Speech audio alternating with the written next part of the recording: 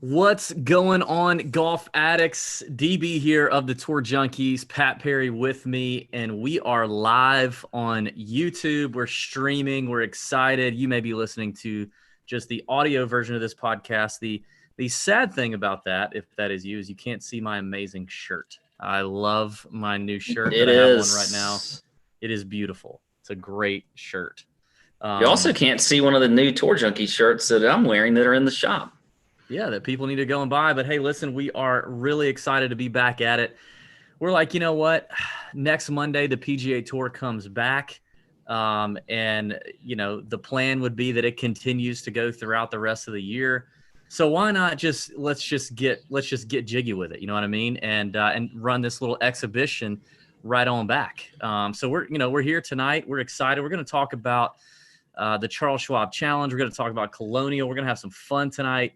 We're going to talk about some new things on the horizon for TJ, as well as where you can, where you can make sure that you find yourself with some the best TJ content that you can think of next week when things really get going.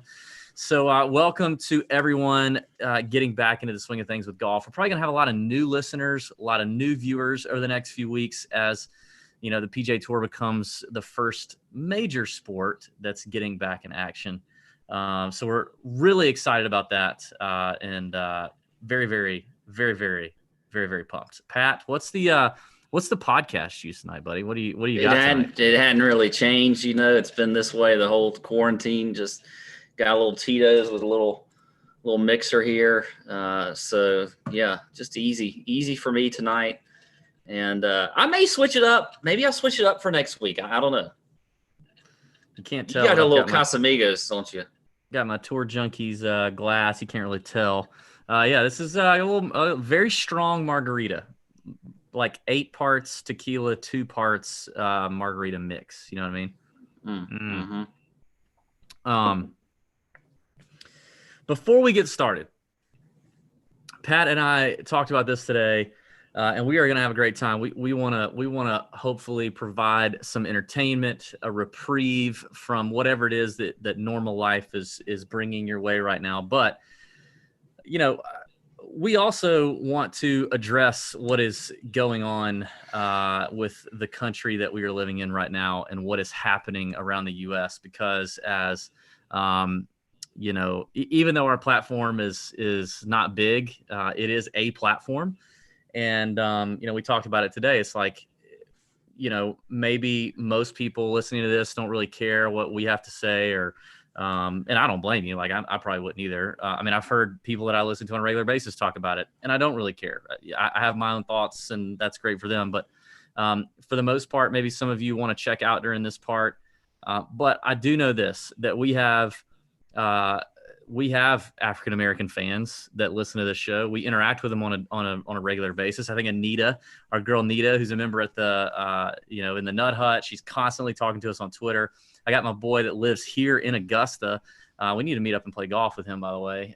We've got a number of African American fans that listen to this podcast, and if we only say this for those fans, like, we just want to say that obviously what happened to George Floyd is awful, and it's there's no excuse for it for the officer with his knee on his neck, and there's no excuse for the officers that stood around and watched it happen.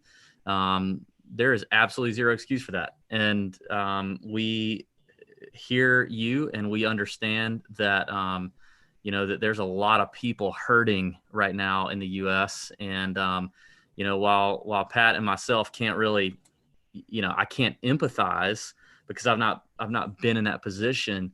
We're sad for you, and we're sad for this country, and we want to do whatever we can do, personally and within our own families, that that we can do to help make change.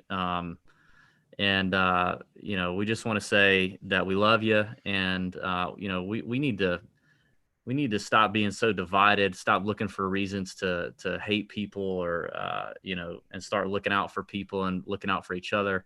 Man,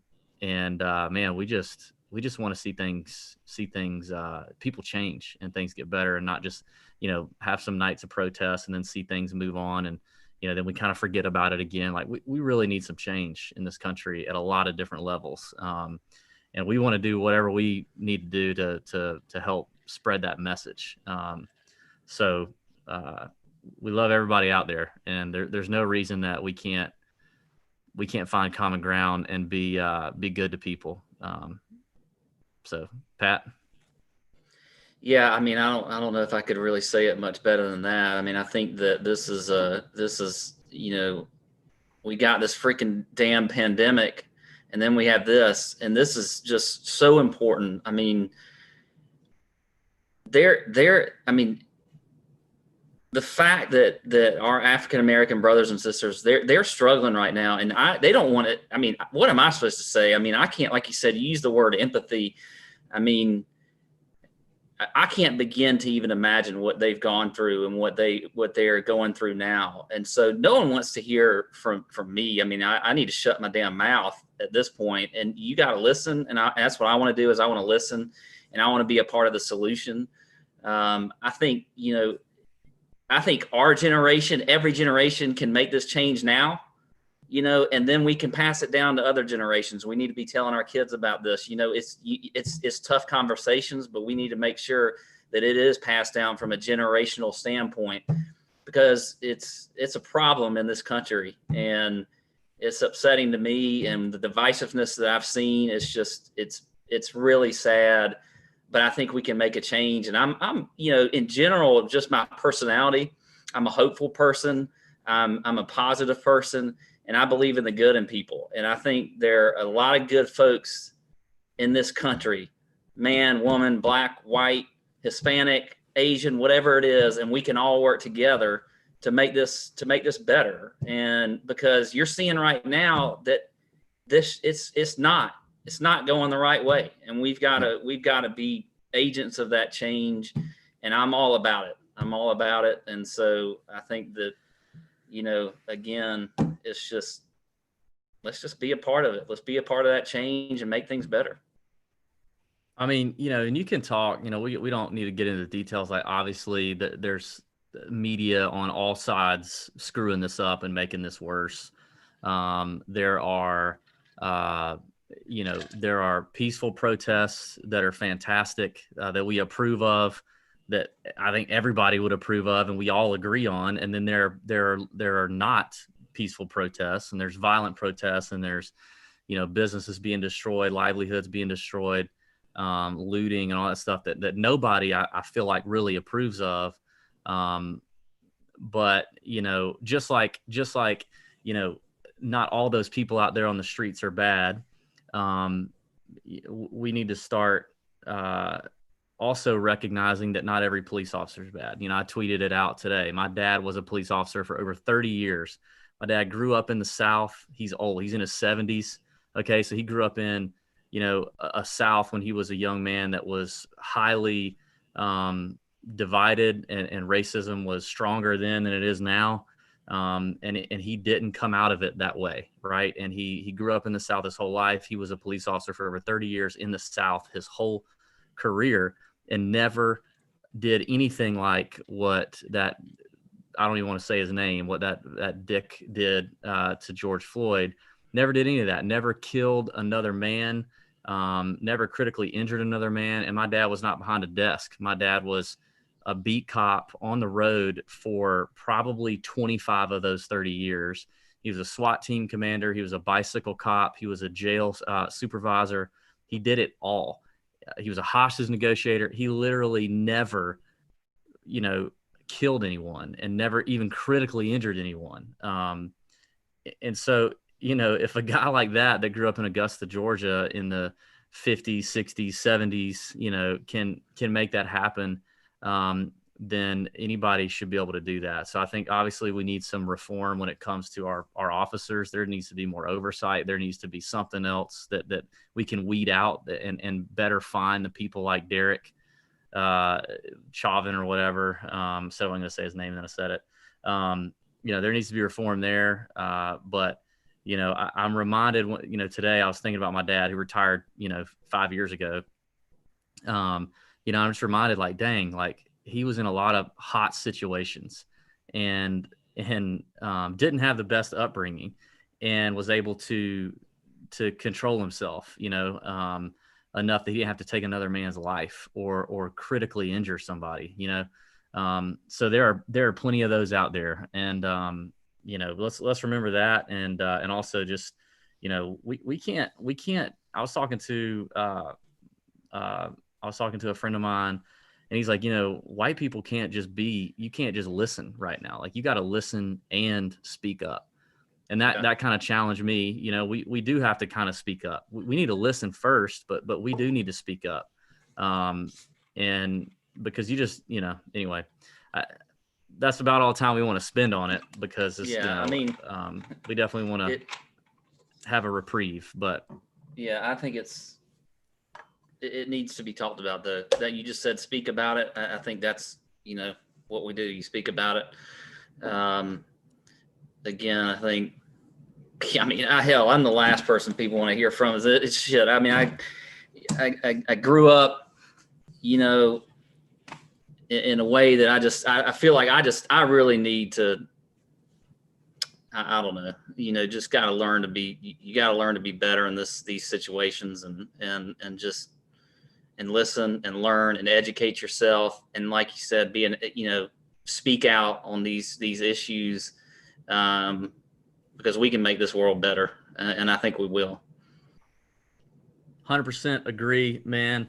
But dude, we love every listener we have. We love all the people that interact with us, except the trolls. Those guys are kind of tools. But they just got their own problems, man. We'd probably love you if you'd quit being a tool. But it's gonna be fun, man. We're getting back to this. Sports will be back, like real sports, like golf will be back next week on Monday.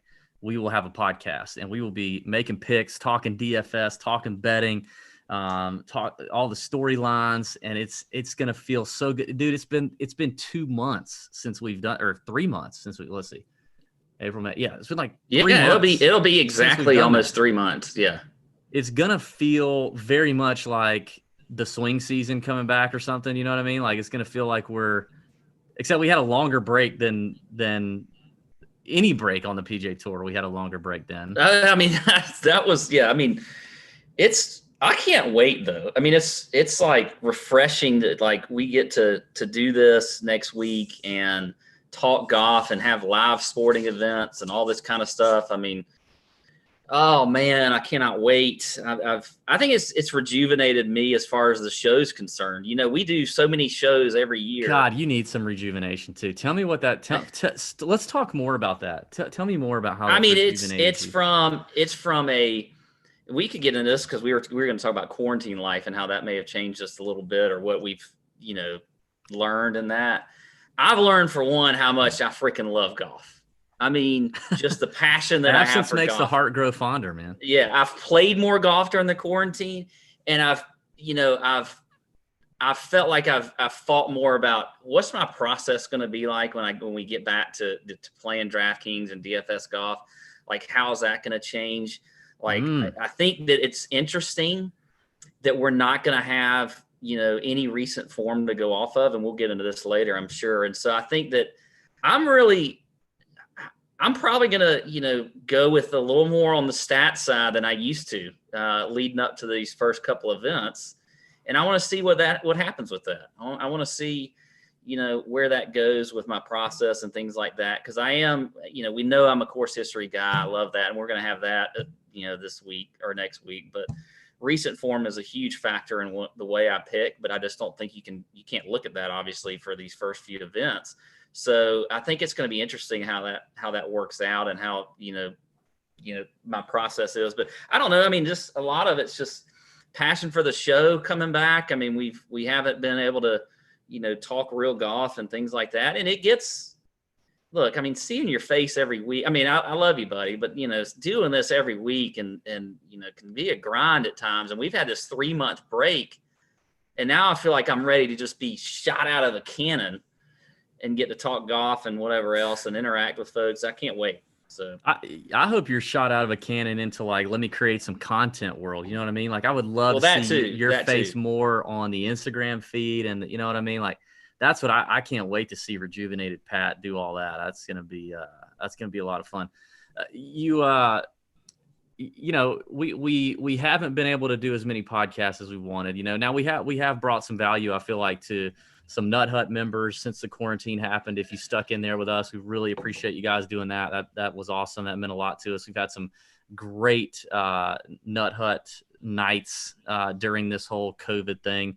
That's been a lot of fun. But you know, it hadn't been the same. We've had some great interviews. We had Boo Weekly. We had Harry Higgs, 2 incredible interviews that we released. If you've not watched those, you need to watch those. But yeah, I'm pumped to get back to it. I almost need to remind myself what all we do every week. Now, in the meantime, though, while we haven't been doing a podcast every week, we have been working on a few things. Okay, let me see. A couple things that are in the works. You know, we can't necessarily reveal everything yet this week, but probably next week we can.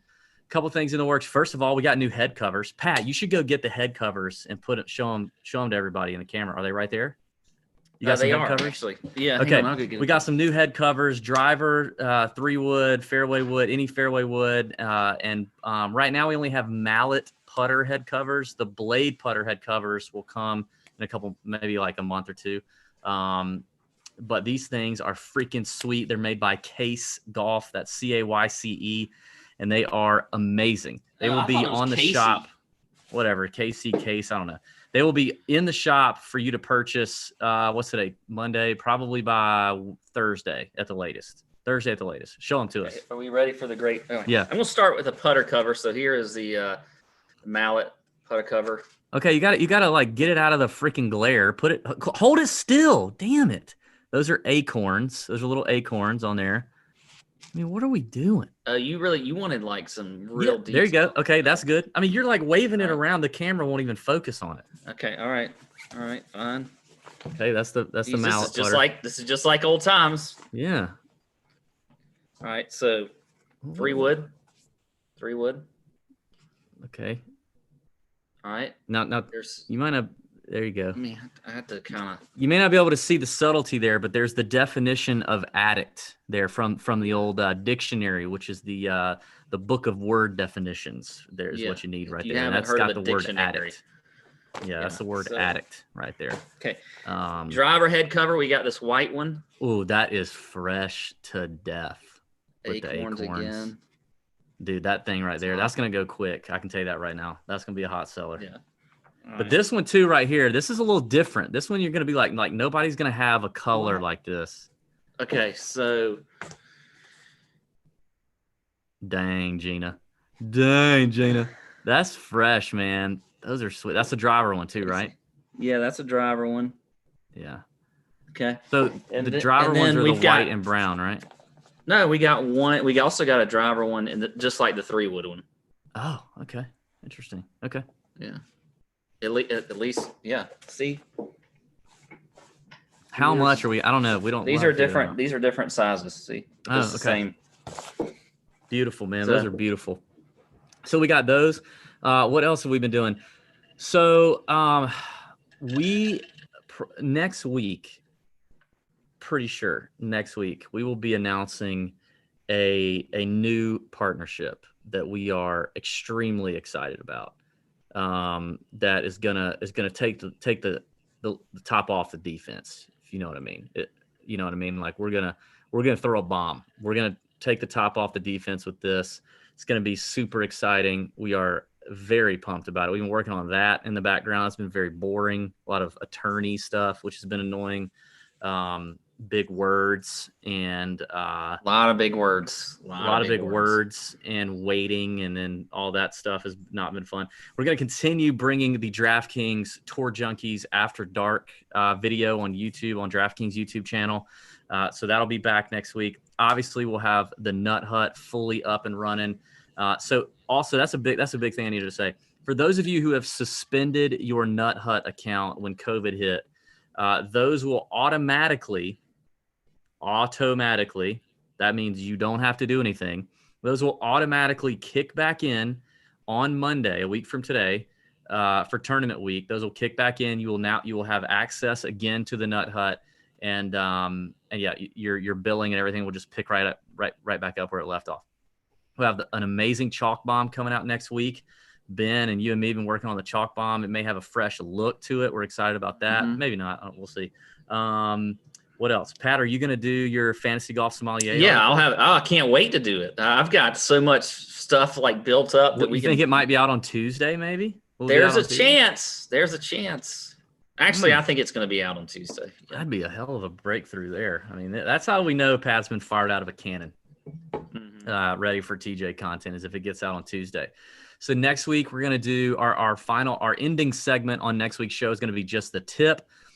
So for beginners, we're going to give you guys a little beginner betting / DFS tip. The week after that, we've got a great chunk and run segment planned. We're bringing back Pat Reed's rap lyrics in a few weeks, maybe 3 or 4 weeks from now. Always good stuff. Oh my God. Last time he did that, it was Bubba Sparks, Miss New Booty. And it should have broken the internet. It didn't, but it should have. It should have broken the internet. Is Aaron Fleener just joined us? Look at that, YouTube. Aaron Fleener. I just noticed that. I can't believe he knows how to do this. So what else? Am I missing anything? Am I missing anything else? What we're gonna be doing? What's part of our regular routine here? I'm forgetting. That's it, really, isn't it? Yeah, I think so. Happy birthday, JT Poston, by the way. I think it's his birthday today. Happy birthday to him. It's gonna be interesting. So I talked to first of all, like next week's field is pretty freaking awesome, pretty stacked, unbelievable. Yeah. But my eyes were opened on Saturday. I talked to Henrik Norlander, and Norlander said, I said, when are you playing next? He said, well, I'm pretty sure I'm playing. He said, I'm pretty sure I'm playing Colonial. I'm 5th alternate, but I should get in. And I said, oh, what about Hilton Head? Hilton Head's a great spot for you. And he goes, oh, dude, I am 17th alternate for Hilton Head. He's like, there is 0 chance I get in to Hilton Head. Everybody and their mama wants to play that golf course. He said, Phil's coming. He's never played there before. Rory's coming. He said Hilton Head is going to be stacked. And Hilton Head's always been a course. Heritage, has always been a tournament where pros have loved to go. It's a great place to go for families or whatever, and it's a lovely golf course. So I think as good as Colonial is, what if Hilton Head is actually better? I'm pretty sure. I think it could be better. I think there's a Henrik lot of is people. 5th alternate at Colonial, and he's 17th alternate a week later. There's a lot of players, I believe, that would normally really want to play the Heritage, but just don't because it's the week after a major and it just doesn't work out that way. But now it's not. So I think that I feel like Tiger should be at Hilton Head. Like, as good as his irons are right now, I mean, the match, you can say what you want about the match, but as good as his irons have been all year, and then again at the match, he's healthy. Like, dude, I feel like he could really contend at Hilton Head, at Harbor Town. That'd be awesome. Yeah. But I guess we haven't heard that yet. We do know that the first 4 PGA Tour events that will be back are returning without fans. I believe for now it's just the first 4. Could be wrong. So that would be the Charles Schwab Challenge, which is coming up next week at Colonial, the RBC Heritage the following week, then the Travelers, which is in Connecticut, and then the Rocket Mortgage Classic. So for now, it appears that at least those first 4 will be done without fans. I'm assuming that also means, I mean, why wouldn't it? But that would also mean like there's not going to be any hospitality stuff around. There's not going to be all these structures. There's not going to be, those kind of things, which, it doesn't, I don't think it happens often, like an egregious amount of time, but you definitely see critical shots bounce off of hospitality houses and, structure things. Like, it's going to be kind of fun to see some of these guys like really get their dicks kicked in when they hit a bad shot. I think of Mackenzie Hughes a couple months ago. It feels like it's a lifetime ago. Whatever that tournament was on the 18th hole, and he duck hooked that 3-wood or 5-wood right into the. I mean, it was going hard left, and it hits a hospitality house or whatever, and kicks back out, and he's fine. Like, I'm interested to see some of that. Like, I think we could see a little more carnage from wayward shots, kind of like us regular folks. If there's anything that the match part 2 showed me, it's that I want to see. I kind of like seeing really horrible golf shots, like from Tom Brady and Peyton Manning on TV. Yeah, I think you may, and it'll be interesting to see just with the coverage and how they do it, and what we get, because without there being fans out there, I don't know if that's going to make a difference with the coverage, but I'm hoping that we do get a little bit of a change. Like, I hope they change it up some way, and maybe they learn from this and they play with things a little bit, because they've got a good chance to do that. And so I just feel like we'll see what happens, but it's going to be pretty cool. I think they're going to end up going, by the way, just my personal opinion, more than 4 events without fans, but we'll see about that. But I still think, fans are a very important part of any sporting event. So it will be different. It won't be the same, but I still think getting live golf, 4 rounds, everything else is going to be just absolutely fantastic. And hopefully, some of these announcers just let the golf play out. Maybe we start seeing some cut sweat stuff. Maybe they do a little something there. Who knows? Maybe some things never change though. So I could be totally wrong. Some things don't ever change. Yeah. Yeah, that's an interesting question. Like, do you think, I mean, obviously after the match, especially, you had a lot, I mean, it got obviously amazing ratings, tons of viewership, which you can argue it was the only thing on TV, whatever. You had Charles Barkley outspoken about the PGA Tour needing to kind of learn, take a page out of the book that, that was that broadcast. Do you feel like, I mean, do you feel like the PGA Tour is actually going to do something different? Do you think they're gonna take this opportunity to, when they're the only show in town, kind of? Do you think, and they've had all this time leading up to it to prepare, do you think that we'll see anything different? Do you think that we'll see anything out of the box for them? I don't know if out of the box is the right way to put it, but I think we will see some different things. They've had a lot of time to think about how they're going to broadcast with no fans. And if you don't see anything different, then I don't know when you're ever going to see anything different and more creative and better. I mean, you've had 3 months to be creative about this, and knowing, well, I say 3 months. I mean, I guess. However, think about what they've had to put into this to figure this whole fiasco out. Like, yeah, so I guess they've probably worked on. Yeah, they've worked on that more than they have on all the status, production. all the rankings and the statuses and the Corn Ferry and the McKenzie Tour and I mean, there's all kind of stuff they've been trying to figure out. So it's not like they've had 3 months to put together this like broadcast to end all broadcasts. Yeah. Well, but yeah, they've had some time. I see a comment here, from Fleener talking about hot mics, and you may get that. That'll be great. We get the more hot mics because all the fans won't be, in the way, and so we might get some more, get a little banter that we might not normally hear between players. That would be fantastic. Yeah. Ooh, maybe we should all give Fleener. We should give Fleener a code word that if he could find a way to work into a hot mic situation or some sort of interview, because I'm sure he'll get interviewed at some point. Well, it's got to be Bohm. If he's going to, Bohm has got to be the code word. Bohm would be a great code word. My only problem is, like, how does he work that in? Like, how does he work in Bohm? It's really tough to work that in, but it would be amazing. Yeah. He could just, like, at the end of an interview, just say, all right, Bohm, walk out. Yeah, that's true. He could do that. Or tell JT to do that, maybe. Or JT, yeah. If JT or Fleener, how about this? If JT or Fleener works in Bohm into any interview and it gets passed on to us somehow, then the Tour Junkies will donate $500 to the charity of Fleener or Poston's choice. $500 to the charity of their choice. If we can get it documented, they got to have a video. We got to have video. Yeah. And if they can Fleener's work that saying in. now that he doesn't know what boom means. So we're probably going to have a lot of new listeners as we come on to the show, Yeah. next week and whatever else. So maybe you explain what boom means. Boom. It's This is a basically good refresher. boom. Yeah, it's a good Yeah. refresher. So appreciate that question coming up.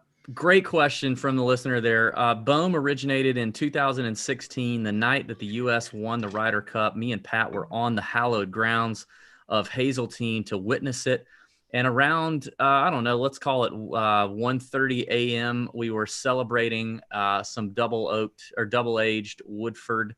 And Pat was extremely inebriated. And actually, I had already at this point I had passed out, and you and my brother. We were playing basketball. We were staying at a very wealthy home of a friend of Pat's brother, and he had an indoor basketball court. And me and Chris were playing basketball, and Pat wakes up from his slumber, walks in there. Long story short, I tell him to shoot the ball. I pass him the ball. He's holding the ball, and I said, "Shoot it, Pat." He's about I don't know. He's about 13 feet away, and he's like looking at me like, and I go, "Shoot it, Pat," and he goes, "You know what? I'm gonna make this." And then he's tried to say boom, but it slurred really bad, and he says boom, and then he went boop, and he shot it, and it came up about 3 feet short and just airballed. Mm-hmm. And I don't know why, it just made me laugh. And from that moment on, I've always said boom. I started saying boom instead of boom. And so that's just what it means. It's just, that's all it is. So it doesn't really mean anything bad. It's just like boom, but it's drunk Pat Ryder Cup boom. You know what I mean? So it's just a slurred version of boom. But it's become a rallying call, you might say, for TJ. So he's talking about the testing too. Like Fleener just said, if we could watch live people getting COVID tests, would we watch? I mean, I would say yes. I would definitely do that. So you got all these guys that are going to get tested. You got limited media on the grounds. You got all these different scenarios, right? Like, will we see someone in the lead, get have to withdraw because they test positive one night, or I asked Fleener, what's going to happen if he tests positive, but somehow JT's okay? What's JT going to do for a caddy? You know what I mean? So there's all these very interesting situations. We're wondering how all that will pan out. All that to say is next week there's going to be a lot of volatility, a lot of volatility. If you like volatility, which as a gambler, I think volatility is an opportunity. You know what I mean? It's like that should be a poster. You remember when you were at elementary school and they had those like really cheesy posters all over the wall? Like you have the kid like hitting the ball of yarn and it says like shoot for the stars or whatever it is. Like that should say volatility equals opportunity with a little kitten like hitting a ball of yarn. It's kind of like that. Next week we're gonna have tons of volatility, and it could completely send you into orbit and piss you off. You know what I mean? Like if your guy, if your guy tests positive and he's playing well, like, and you miss, you had 6 of 6 through going into after Friday, and then Saturday morning comes and your guy had to withdraw because he got the COVID. He got the Rona.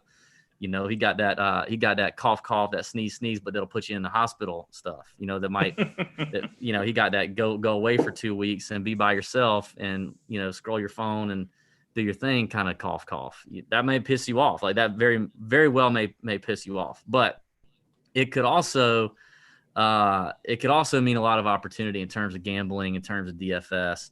And you mentioned the lack of form. We don't have form. Like I think I don't know, like I've definitely in the last year started to lean more on long-term form anyway, in terms of like looking at how golfers fit golf courses and not getting so wrapped up in the short-term form. So I guess I take that back. We do still have form to evaluate. We have long-term form to evaluate, but obviously we have no short-term form to evaluate. And you're thinking about how these guys are gonna have prepared. So what are your thoughts on all that? Well, form is and you have the scenario like, what if somebody's like really kind of actually nervous about this, but they feel like they're gonna try to play, and then like Thursday night, Thursday they shoot like they basically shoot like a 78. Like, do they withdraw on Thursday night? And then they're just like, F it. I'm not going to sit here and risk it for another day. I know I'm not going to make the cut unless I shoot like a 59. I'm out. So there's all these layers of volatility. There's so many, like you said, there's so many different areas of volatility that are a factor here, which I think you made a great point. It's a good opportunity to perhaps be maybe a little more contrarian, especially this first week. Especially you mentioned recent form that we don't have anything to look at. So, there may be some folks that are new. There's going to be a lot of new players to the game, especially on DraftKings and DFS and whatever else, that may go back to the start of the season leading up to March and start to look at these guys and see how they were playing and whatever else. And, a lot can change in 3 months with somebody's game. A lot. So I think it will be interesting to see, and we talked about, I think you teased it on Twitter, but we're going to have 3 guys that we're most interested in. And I think that there's, anybody's fair game this week. Yeah. They increased the field. It was like 120 and now it's 144, which I think was a good thing that they did. But it's going to be, I think contrarian is probably going to be the play. Everybody's fair game except for like Keith Clearwater. I don't know about Well, Keith yeah, Clearwater. we're not talking about that. Come on. We have smarter listeners than that. Yeah, no. Come on. But I think a wise thing to do. It's a free tip. It's a free show. I think a wise tip is, and I'm gonna have to listen. I need y'all to hold me accountable to this. I need some. What do I need? I need some tweets and some DMs and whatever. Send me a carrier pigeon with a letter. I need something to hold me accountable to this next week because I'm itching and I'm excited and I want to blow the bankroll out the box. But you need to determine like right now or like Sunday before DraftKings posts anything or before your betting lines pop up. You need to determine what your weekly spend is going to be next week. What are you spending next week? And then save some of it for after they tee off. That's what I need help with. Like, I'm going to want to blow all the wad pre-tournament, right? Yeah, I feel like I'm going to want to do that because of the volatility.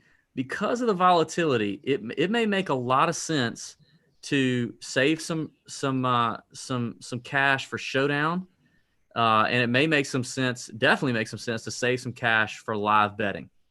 I agree with that, especially you get a good number after Friday's rounds and after the cut's been made. The live betting area is going to be huge. I think I think you definitely save a little bit for that standpoint. A lot can happen. It's going to be hard though. You're right. It's going to be hard. We need messages of support and we need to all lock arms. Lock arms. Be there for each other. Don't let a brother stumble and blow all his wad for the week on the pre-tourney first ball in the air. You know what I mean? Like, help a brother out. Remind him, dude, keep your head. Well, and the thing is that everybody's ready to go. That's what I'm saying. Like, I'm ready to get all the contests. Yeah. Give me all the content. There's 2 drafts. Let's be smart. Let's be smart about this. Let's use your heads. Use your heads when you look. We're all excited. But we gotta be smart here, leading into this. This is like we are all excited, and but sometimes you can be tempted, to kind of blow your wad early, and that's really where our friends at Roman come into play. We talked about a couple podcasts ago. I tell you, I got to say something here. That may have been the best segue into it. I gotta give you credit. I gotta give you credit there. Pat on the back. All right, go ahead. But go ahead. I can tell you what I'm not going to deal with. That is going to be lineup firing dysfunction next week. All right, but occasionally, like a lot of folks, you may deal with some erectile dysfunction, and if that happens, you need to make sure your wiener stays fully engaged for what you need it to be fully engaged for. Think about. Okay, here's the parallel. This awesome, sexy ass field that is a Colonial is that hot lady that you're waiting on. That you're like, dang girl, I wanna be in that for the long haul. You know what I mean? I wanna be doing that. And then the Colonial, you're like, ooh, I want to do this from Thursday to Sunday. But if you blow all your wad on Thursday, the Colonial, you're just going to have a really hot chick who's pissed at you and you can't do anything about it, and you're going to be watching her strut around on Saturday and Sunday and you can't do nothing because you didn't take care of your business, and for older men in their late 30s, 40s, 50s, 60s, that may be a problem. And our boys at Roman have spent years building a digital platform that can help you connect with a doctor. Now, we talked about this last time, a U.S. licensed doctor that understands U.S. issues. This is not an Indonesian doctor or a doctor from, like Fiji, or it could be a doctor that understands U.S. issues. And so he or she will help you out and get you connected, and they'll make it convenient for you to get your treated right from your own home. Okay. So you don't have to blow the wad on a Thursday. You know what I mean? I'm using that's an analogy is what that is. So all you gotta do is get on your phone. That. You got to get on your phone, your computer, get a free online visit. You hear back from that U.S. licensed physician within 24 hours. If the doctor decides that is right for you, it'll all be shipped to you for free with 2-day free shipping, and you get unlimited follow-up for that doctor. If you have questions, if you're like, hey, because you guys are going to be DMing us. You're going to be sliding our DMs on like Friday.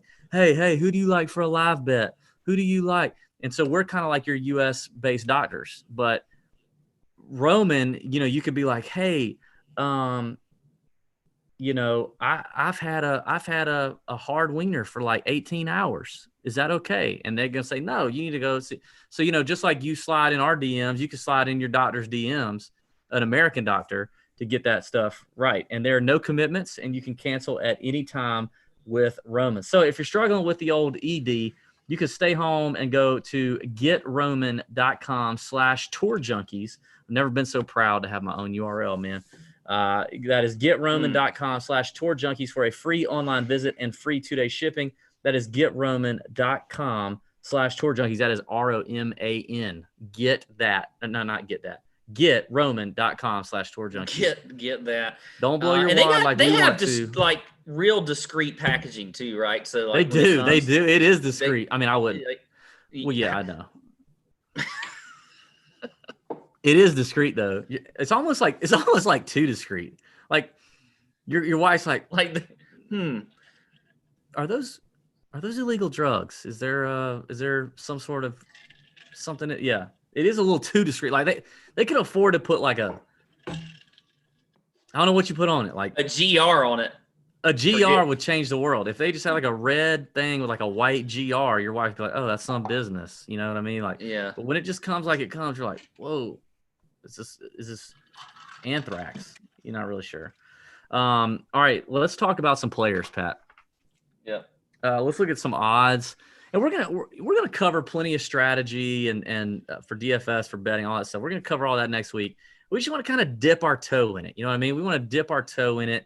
And kind of just the tip, right? Just kind of it's a little bit of just the tip. We're gonna just the tip it, and we're gonna talk about a few players, maybe a few storylines that we want to watch, kind of coming into this. So I'll start with you, buddy. Who's a player, something to watch, somebody you think people are going to be talking about, looking at, what have you? Well,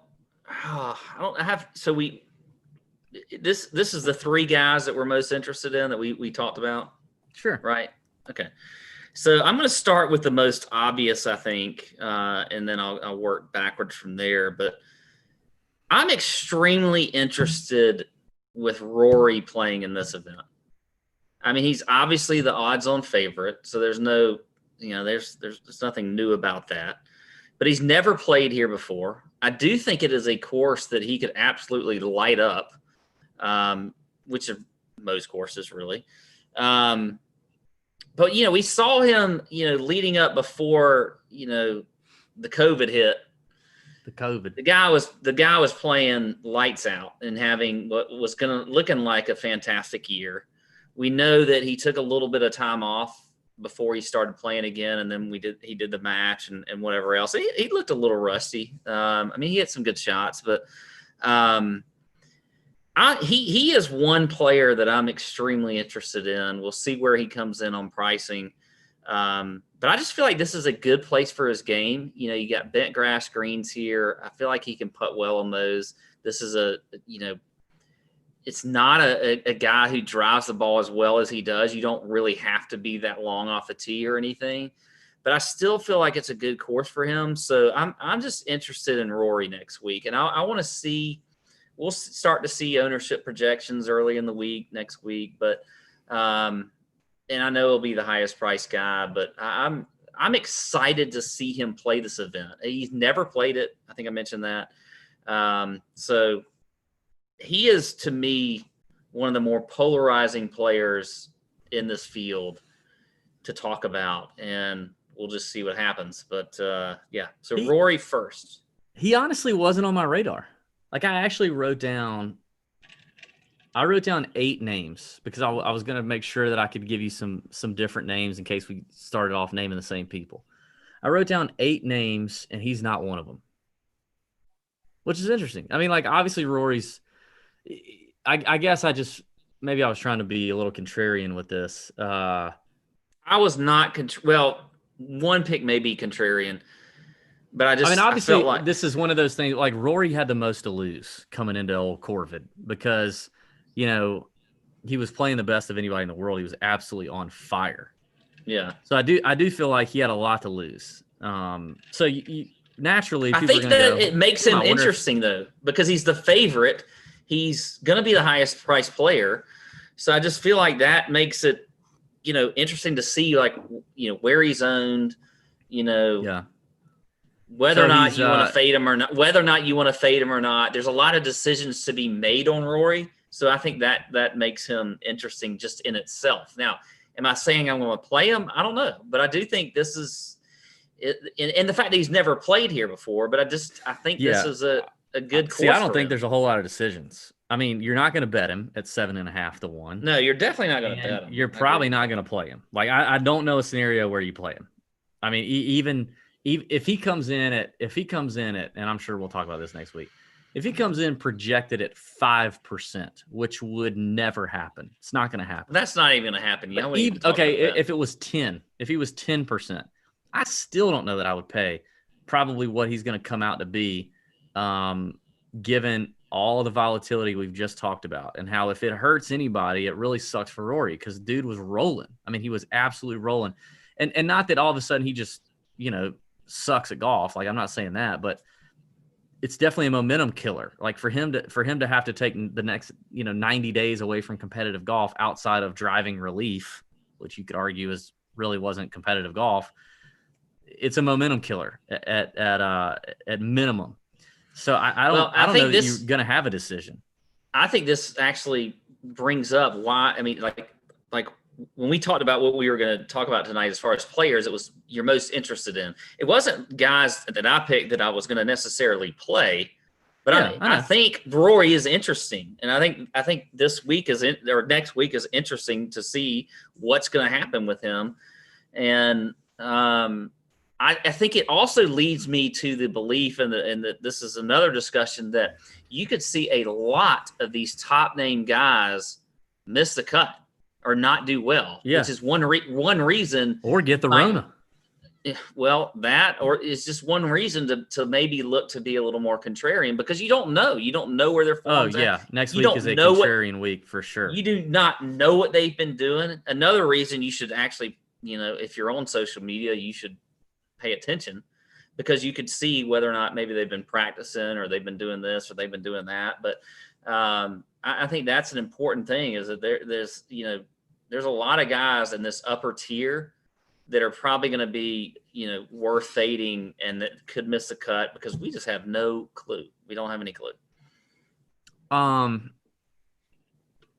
right. So a name that I think is the most interesting name on the board,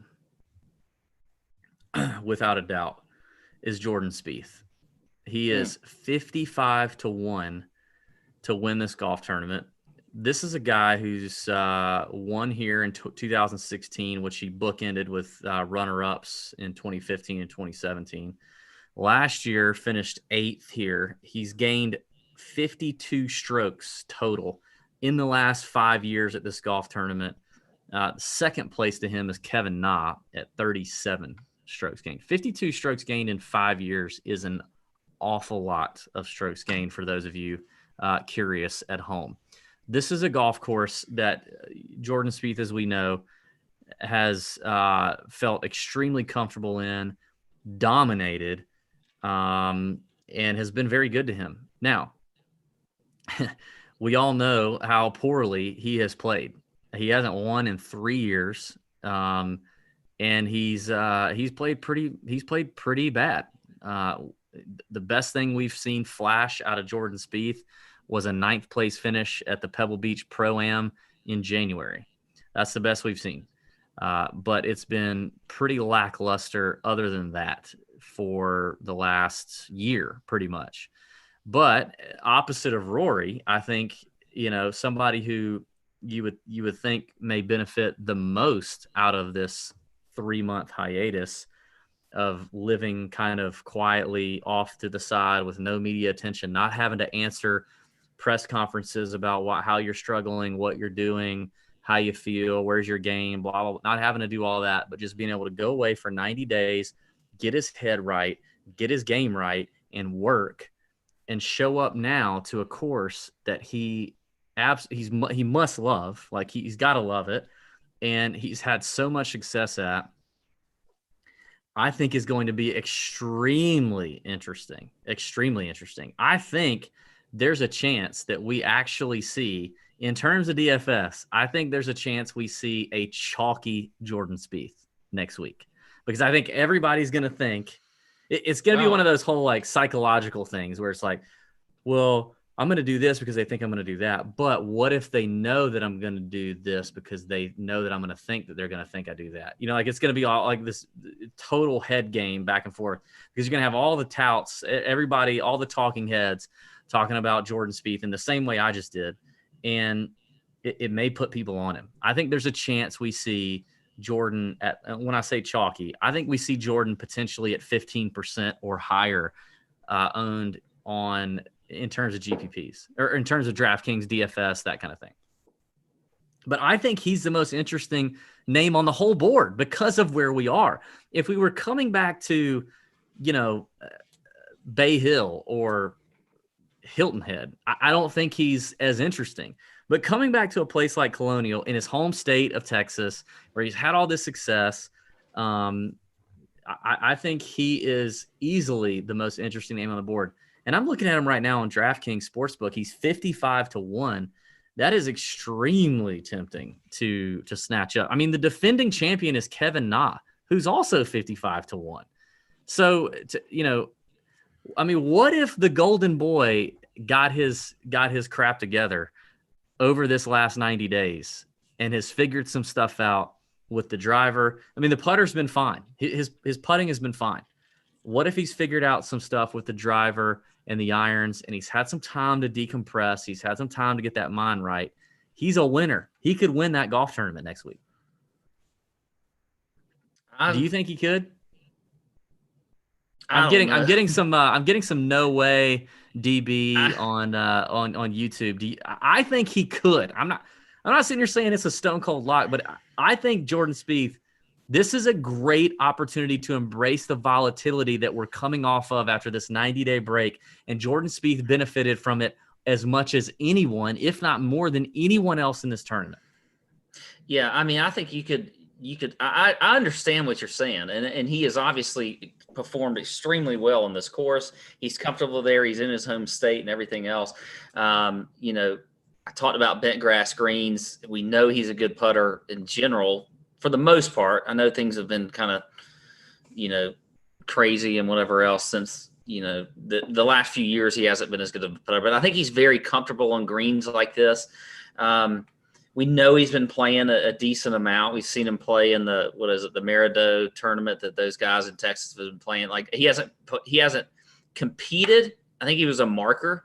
He's like the Jeff Knox of the Marido, which is crazy to me. Like, why not just compete? But anyway, I still think I don't know. We'll see. I don't know if I'm totally behind you there, but I'd love to see it.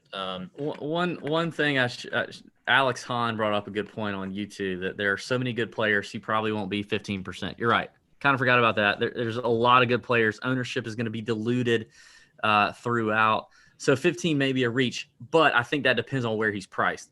If he's priced in the high sevens or lower, I think he is. I think he gets a 15% regardless.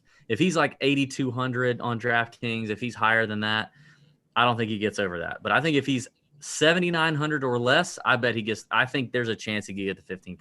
Now, historically, you are the worst predictor of ownership, and I am much better at you. I may end up having to eat some crow here and I will. If I'm wrong. Terrible. I'm just saying, I try to avoid it now at all costs. We had a comment there I just saw from our good buddy Marcus Miklovich about Sung Jae, and I think Sung Jae was on my list, but I just crossed him out because I don't think Sung Jae's missing a beat. He was playing good leading up to this. I don't think so either. I don't think. I mean, the guy probably has been playing every single day. Yeah, it's fun to poke around at Sung Jae and be like, oh God, Sung Jae's gonna jump off a bridge because he hasn't been playing golf every week. But yeah, I mean the guy's young. Like I'm sure he's been playing like whatever it is he plays on Xbox or whatever, and he's been hitting plenty of golf balls. Yeah, I don't feel like I agree with you. I feel like he's not gonna miss a beat. Yeah, I'm not worried as much about him. Now, here's a guy that I do think is interesting, and that's Justin Rose. He's at 45 to 1. I had him written down. He won this event a couple years ago. All right, so the biggest thing is we know that he broke away from Hanma. So he's not playing those irons anymore. Now, I have not seen, now maybe you have, what he's gone. I haven't. What's he playing? Is he back to TaylorMade? So I don't know. I don't know if he's going back to TaylorMade. And normally he's so good to tell us who his sponsor is. I mean, my God, the guy is a total sponsor whore on Twitter. But he's, we're talking about, it's like the Dos Equis commercial. We're talking about the most interesting person for next week. Justin Rose is very interesting to me because he broke away from Hanma. He hasn't really started the year that much on fire and been playing very well. But this is an event that he's, obviously comfortable. He's won before. I think Justin Rose could be an interesting play next week, and we'll see. And I think he's going to be low owned, just based off all the circumstances and things like that. So he is one of the guys that I wrote down as one of my interesting plays / thoughts. I'm looking Are you Googling what? I'm not Googling. I'm just looking at his Twitter feed because, again, normally he's really good about that.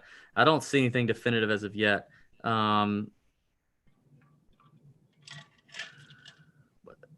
I don't see anything super definitive right now. I did have him written down. Okay, well, apparently he's God, his Twitter is so bad. He's really bad at the Twitter. Yeah, he does better stuff on Instagram. He'll post, him hitting shots or whatever. Yeah, I mean he was pretty active during the TaylorMade driving relief thing. He tweeted about that and put a hashtag in there, and so maybe he's I don't know if you do that if you're not with TaylorMade, maybe you do. But yeah, anyway, I guess he's a free agent at worst, but probably back with TaylorMade secretly or unconfirmed right now. Yeah, one thing I think too is when you break away from a club manufacturer like he is with Hanma, that means you're playing this week. You're hitting a lot of balls. Maybe I don't know what it is with TaylorMade or with Titleist or with Callaway or whatever it is. But he's probably hitting a lot of balls and practicing a lot right now, trying to get things dialed in. We don't know if he is, but I think that could be interesting as well. And at 45 to 1, might get some pretty good odds, for a guy of his caliber. So, I'm going to bring up a guy that I'm interested in. He's at 33 to 1. On I'm looking here at the DraftKings Sportsbook, and I think we may have the same guy here. Correct me if I'm wrong. A Texas boy, and that is Scotty Scheffler. Is that who you had? Nope, that's not. I had a different one. I think Scheffler's interesting. He's had a great rookie season. He's come close to winning He has been playing. He's been very active in the offseason. He's played in the Marido event that you mentioned. He's played in an Outlaw Tour event, at least one that I know of, and played well. He seems to be one of those that has continued to play competitively. Even though it's not PGA Tour caliber stuff, he's played competitively. And as good as he was playing, I wonder if – yeah, I feel like he's going to have a good week. I feel like he's going to have a really good week, and Yeah, I really this like could that potentially call. be his breakout point. Again, a Texas boy, Texas event. Like, this just feels like everything adding up for him, keeping his game sharp, continuing to compete, get the blood flowing a little bit. I think Scheffler is an interesting spot. 33-1 in a field like this is that's strong to quite strong. Not sure if that's an outright I want to get behind, but in DFS, I think I'm going to love me some Scotty Scheffler. I mean, we'll see maybe pay attention to the line movement there on Scotty, but I just think he's an interesting one to watch as a rookie. This is one thing I was going to say. Next week, especially only in DFS, I think it's going to be key to pay attention to the contests that you're in and think about the public money that's in those contests. We need to reiterate this next week. But public money is going to change a lot. If you're playing, in the $20 Millie Maker event, the first sporting event back, like real sporting event back, and you got people who are, stuck playing, LOL and Call of Duty DFS, they're itching to play some sports. So they're going to throw a 20 in there. Know who you're competing against. Of course, there's going to be plenty of sharp money in there. There's going to be plenty of sharp money, but understand as you're constructing lineups, who you're competing against a little better.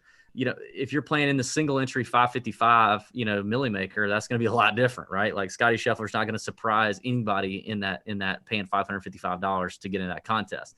But in the $20 contest, I think that could look much different.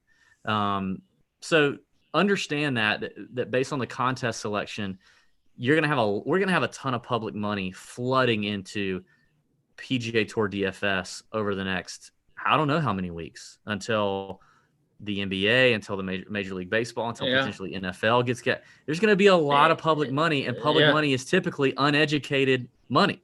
So you're up against that. They're going to go with names they recognize. They're going to go with, people they know, names they can pronounce, all that kind of stuff. So just be aware of that.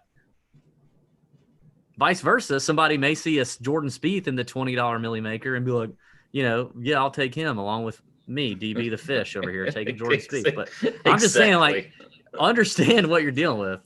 All right, who's your next guy? So you go from that to another guy who everybody recognizes, and a guy that I thought was interesting next week is Ricky Fowler. And the only reason I say that is because, now look, obviously he's, from the public money standpoint, he's probably a very popular guy. But I thought we saw some good things from him in the match. And I like the fact that he was going through some swing changes. We know he worked with John Tillery at the beginning of the year and it wasn't like a great start to the year, but I think he has been working a ton on his game. And I felt like he played the best out of anybody in the match that we saw at Seminole. Hit some really good shots.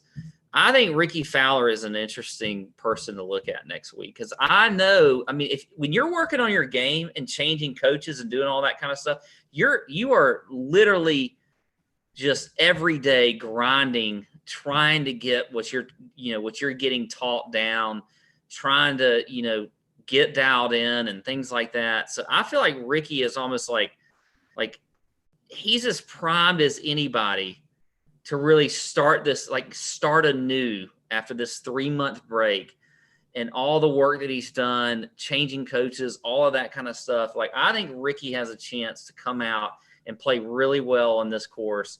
He missed the cut last year, but I don't know.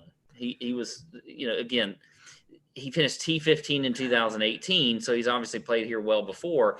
So I'm interested in Ricky Fowler. He is a guy that I want to look at next week. Now, he's a name.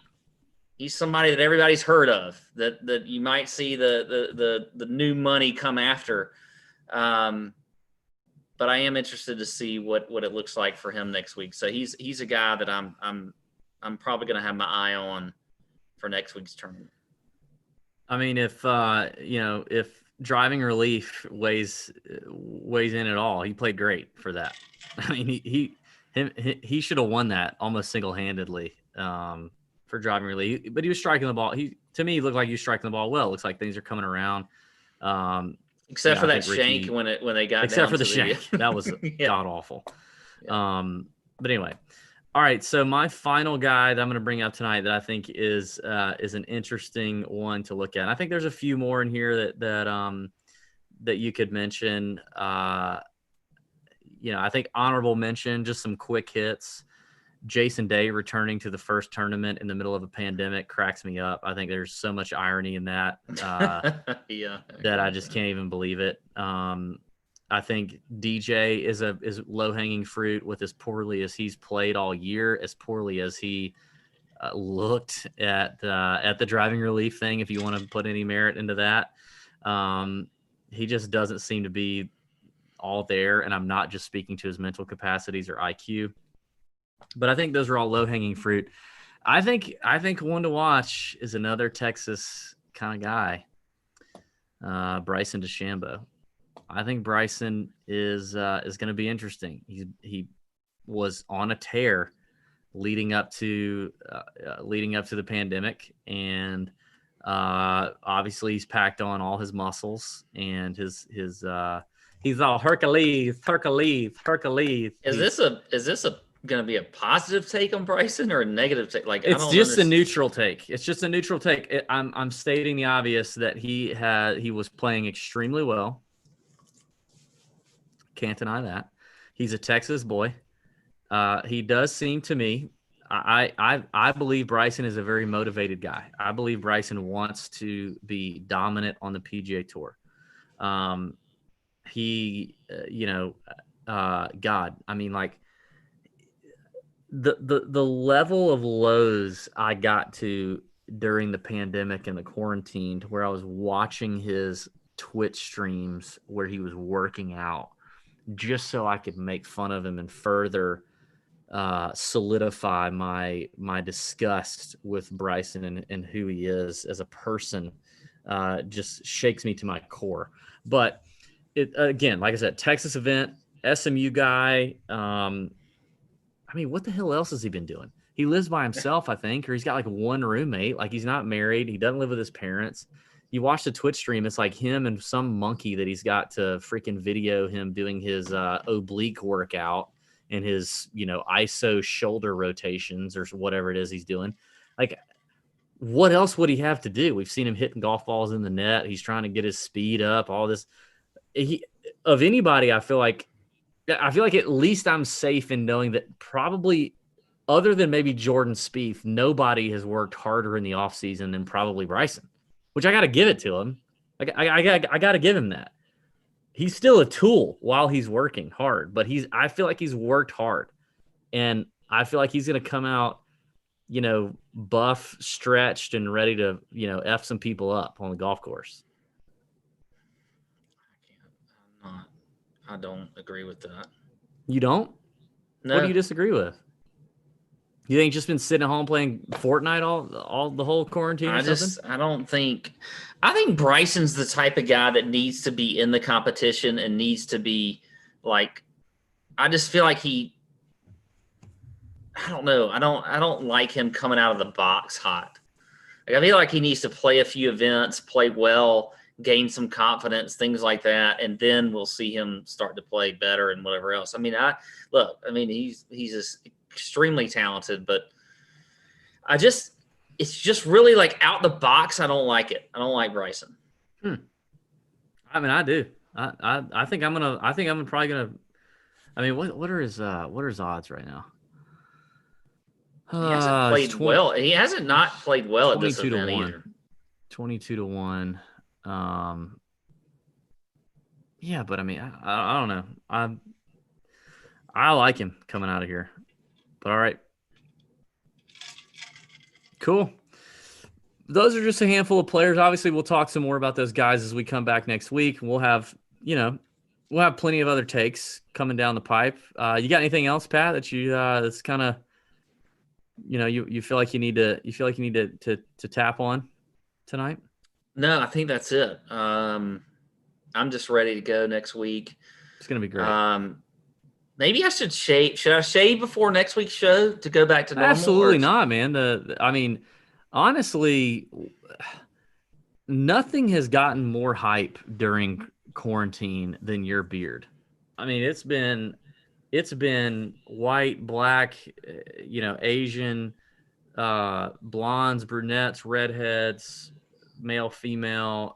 Everybody's commented on how amazing your beard is over the quarantine. I did see one tonight. I did see one tonight that told me I looked awful. So, but no, that's not true. People at my real job have been like, "Oh, I saw Pat the other day," and they don't even listen to it. Like, "Oh, I saw Pat's thing on. He looks great with his beard." I'm like, "Yeah, I know." Had he done that like 4 years ago, we'd have been way higher. Our trajectory would be way higher than it is now. TJ would have just taken off because we've just been two real handsome cats, on your screen. I appreciate that. It looks great, man. It looks fantastic. You got to leave it. It's done. It is finished. You have to leave it. Okay. Well, that's then. Is the wife still liking it?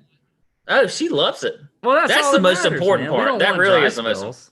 Yeah. We don't need dry. Oh, and you know what? It's been great. Like, I mean, not only have I played more golf during the pandemic, I've had more sex. Like, it's been great. Like, thanks, GetRoman.com/Tour Junkies. GetRoman.com/ I mean, it's been this just got personal. Parts have been good. I mean, from a quarantine standpoint. Yeah. a little mustache ride there, Josh Kistler says. I like that. All right, man. This has been a lot of fun. It's good to get back in the swing of things. Good to be back live with the people. And I can't wait for the podcast Monday night. The Fantasy Golf Sommelier on Tuesday. The Chalk Bomb on Wednesday. Golby's Nut Hut and hanging out with all the Nut Hutters on Wednesday night. Back in action with that. It's going to be a great week, and I'm really excited about it. Me too. Remember, people, don't let friends blow their wad on before tee off on Thursday. Help people get it together. You know what I mean? We can do this. Stand together. All right. Well, that's been fun. Appreciate you guys. Hope you have a fantastic week. Stay safe. Love each other. Make good choices. Thanks for listening. See ya.